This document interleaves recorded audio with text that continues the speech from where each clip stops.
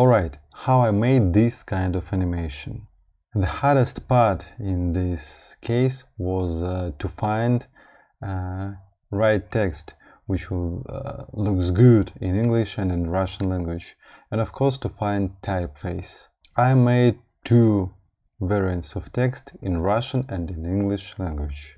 Next step is I take in one text layer, and you can do it by hands, or you can ask ChatGPT or whatever to make script for you, but I'm using Text Exploder.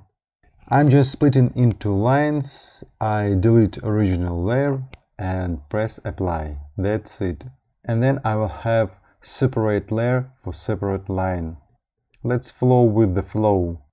I will add animator on position. There will be different kind of lines, long and short, so to be sure that all kind of lines will animated simultaneously and with one kind of animation, I made it -5000 on X property. You will make your own value. It depends on text and it depends on the width of the screen with which you're working on. Is it going to the left? Yeah, it's going to the left. Alright, next step. Then I will modify range selector advanced properties. I will change it totally. Please look after my hands. I will change the shape of range selector. I will not work with square shape. I will change it to ramp down, because in this type of shape animation will be smooth on each character. And I will animate offset, not start and end. And animation I will make keys. First key from 100, the second key to -100.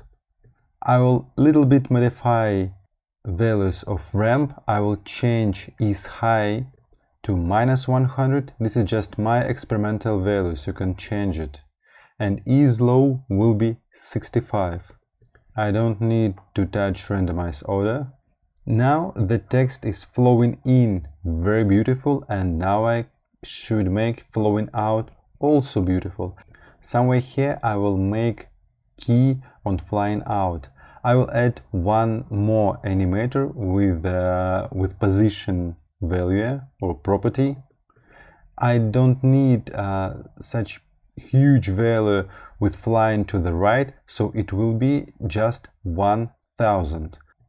Again, I'm changing the shape of range selector from square to ramp down, and to mix two range selectors, two animator to work simultaneously, I will change the mode of second animator from add to subtract.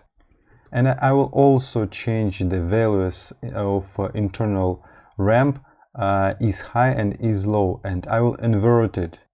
Not -165, but 100 and -65.